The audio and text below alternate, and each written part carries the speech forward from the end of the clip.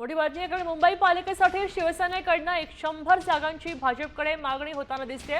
मात्र भाजपकडनं 100 जागा द्यायला अजूनही ठाम नकारच आहे। दरम्यान भाजपकडनं शिंदे सेनेला 70 जागांचा नवा प्रस्ताव मात्र आता पाहायला मिळतोय। तर यापूर्वी भाजपकडनं पहिल्या चर्चेमध्ये शिवसेनेला 52 जागांचा प्रस्ताव दिला होता, तो आता 70 पर्यंत गेलाय।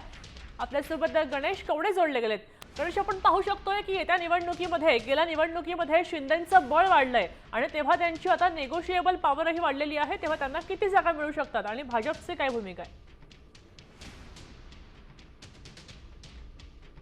पहिल्यापासूनच आहे ते 100 पेक्षा जास्त जागा मिळण्यात याव्यात यासाठी प्रयत्न आहेत ते केलेले पाहायला मिळतात। तर दुसरीकडे मात्र भाजप देखील आहे ते 100 जागा आहे ते देण्यासाठी कुठेतरी नकार दिला जातोय असंच म्हणावं लागणार आहे। सध्या भाजपकडून आहे ते 70 जागांचा प्रस्ताव आहे तो खरं तर एकनाथ शिंदेच्या शिवसेनेला दिलेला आहे। मात्र त्यांच्याकडून अधिक जागा मिळाव्यात हा प्रयत्न सध्या सुरू असला तरी 25 ते 30 ज्या जागा आहेत यावर अद्यापही एकमत झालेलं नाही असं देखील पाहायला मिळतं। त्यामुळे दोन्ही पक्षांकडून ही रस्सीखेच आहे ती सुरू असल्याचं दिसून येतं। त्यामुळे आज पुन्हा एकदा या सगळ्या संदर्भामध्ये एक बैठक पार पडेल आणि या बैठकीमध्ये देखील काही तोडगा निघतो का हे देखील पाहावं लागणार आहे।